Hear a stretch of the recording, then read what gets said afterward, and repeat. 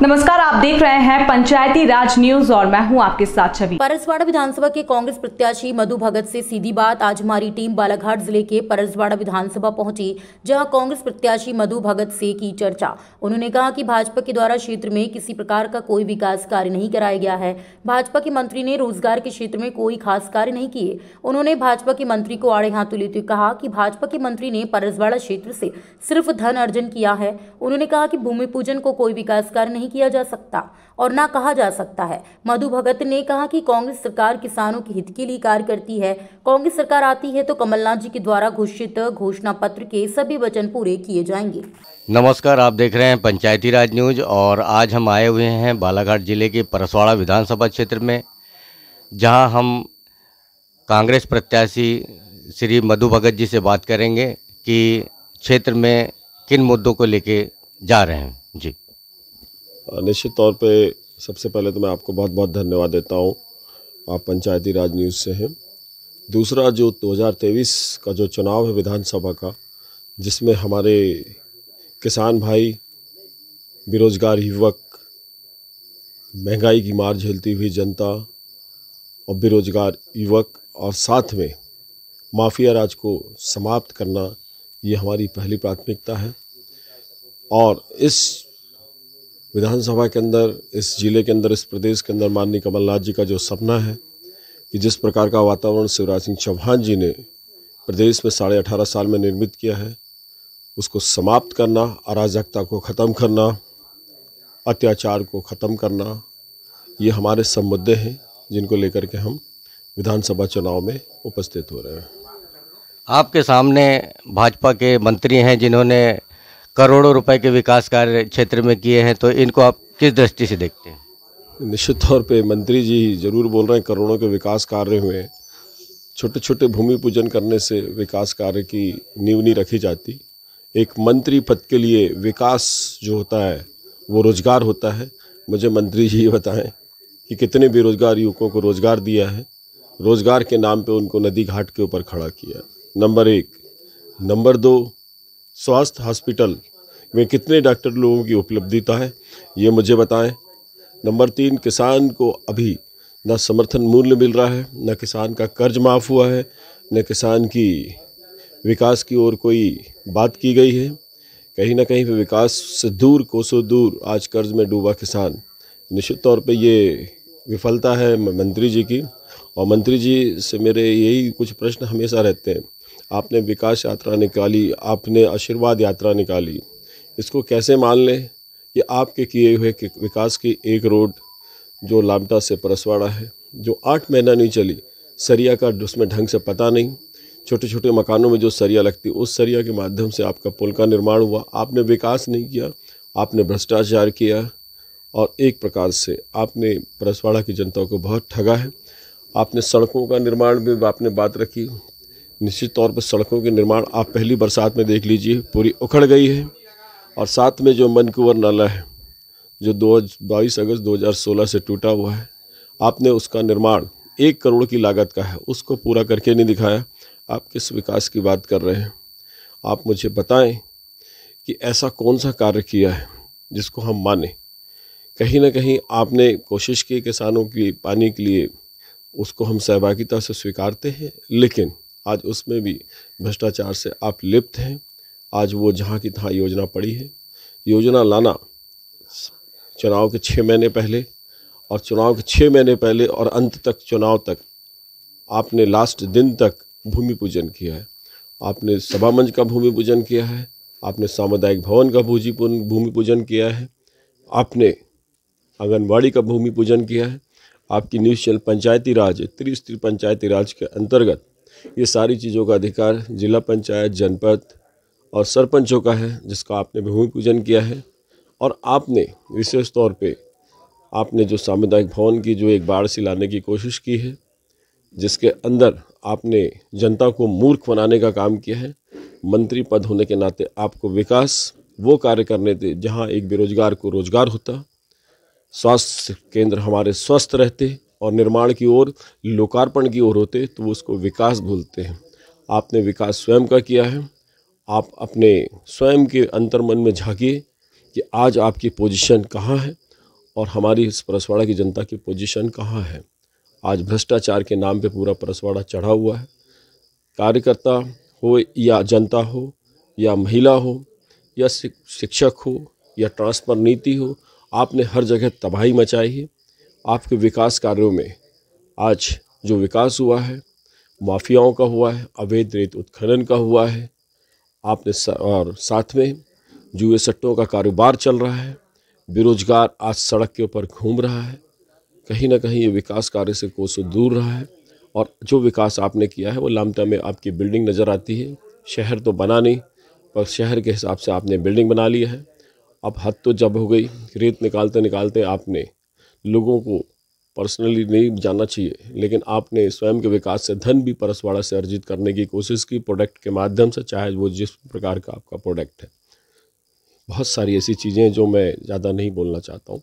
बहुत ही अनैतिक कार्य आपने इन 5 सालों में किया है। विकास की गंगा नहीं, सर्वनाश की गंगा बही है। जहाँ जहाँ निर्माण हुए सब भ्रष्टाचार की भीड़ चढ़ गई है। उसका खामियाजा परसवाड़ा की जनता भोग रही है।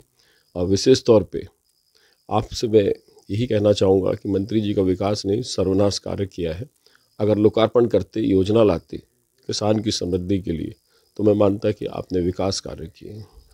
परसवाड़ा विधानसभा क्षेत्र के लिए विकास की जो रूपरेखा है वो आपके पास कौन सी, कि कौन से आप विकास कार्य बेहतर करना चाहेंगे? रोटी कपड़ा मकान और साथ में तन पे और हाथ में कलम।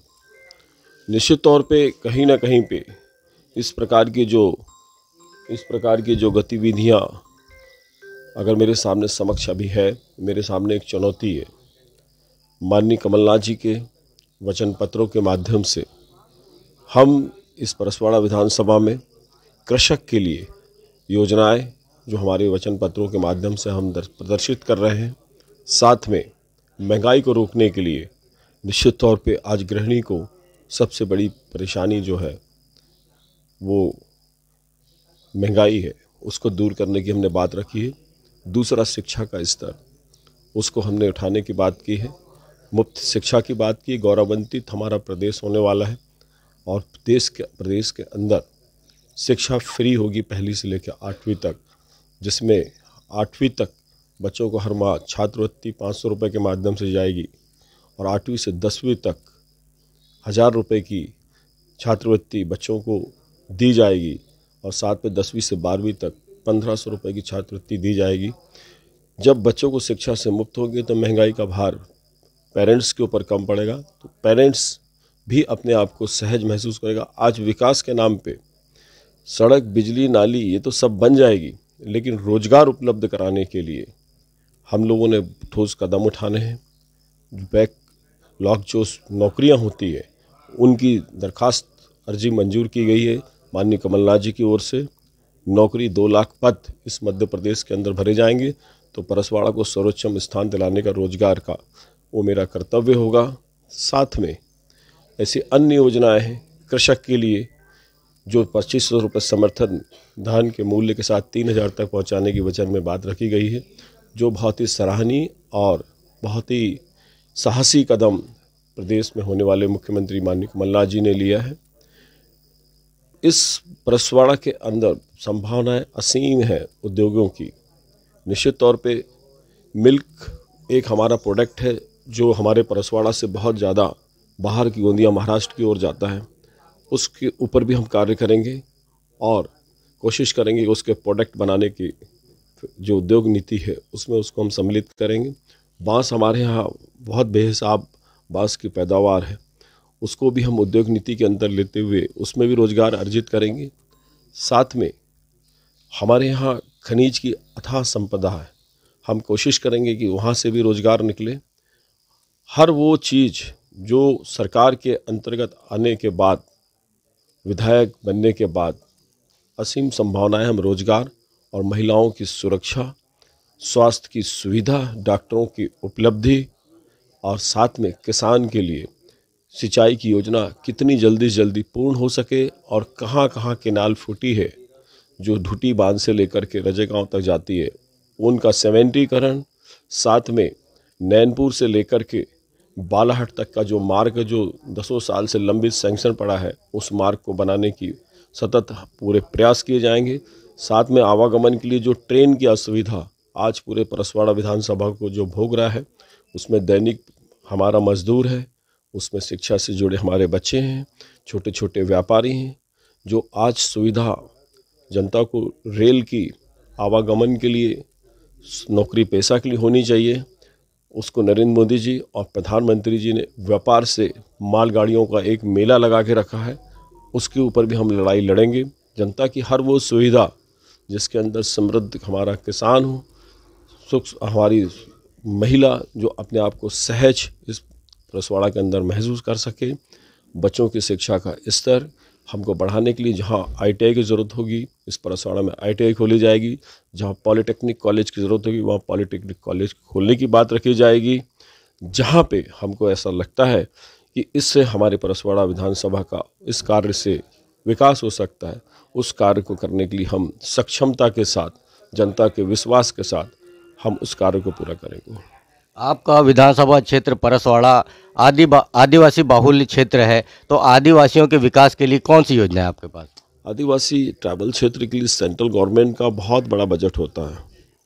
मेरी नॉलेज के अनुसार 38 से 40 हज़ार करोड़ का एक बजट होता है जो प्रदेश का होता है। उसका बजट का अता पता होता नहीं, उस बजट का सही मूल्यांकन करके, सही आकलन करके योजनाओं के ऊपर संचालित नहीं होता।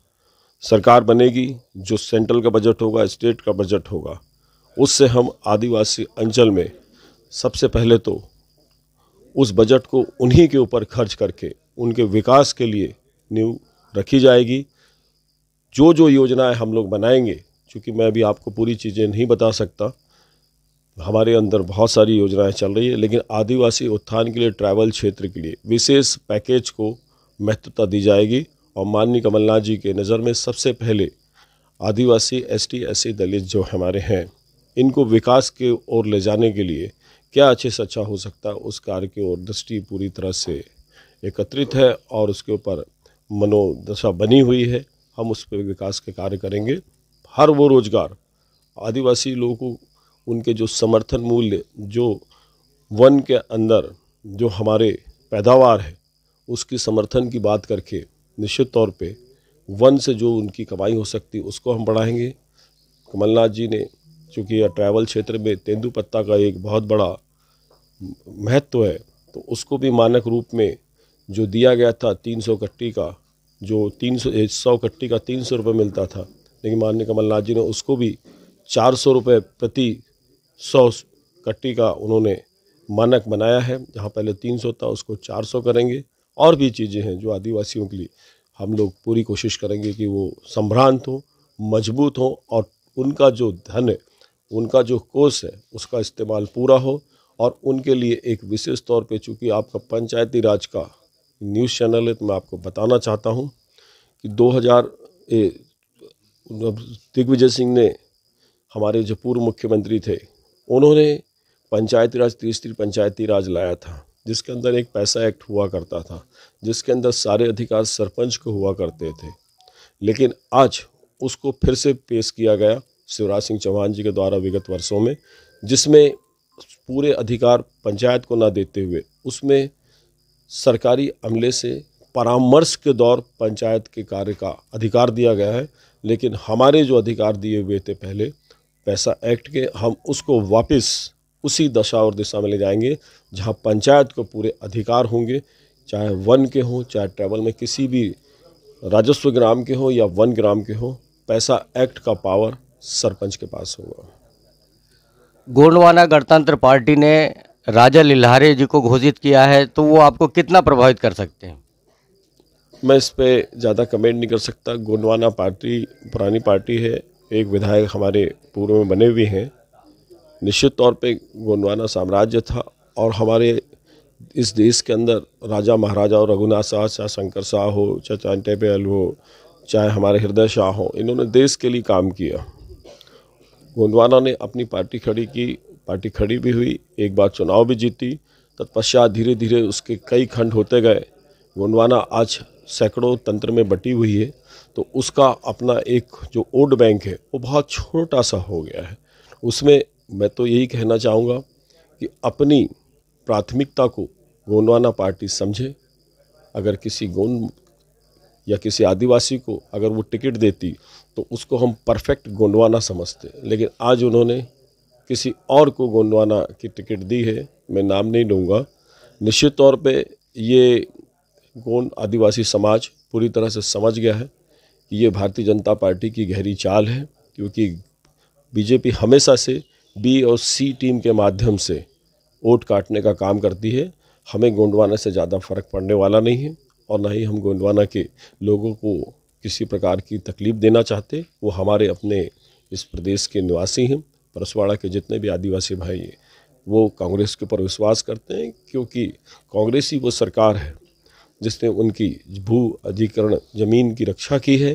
किसी प्रकार का कोई भी उस पर सामाजिक या सामान्य वर्ग का व्यक्ति उस ज़मीन को खरीद नहीं सकता। ये अधिकार कांग्रेस ने दी है और संविधान के अंदर जितनी भी सुविधाएं उसको हम गोंड आदिवासियों के लिए सुरक्षित रखेंगे।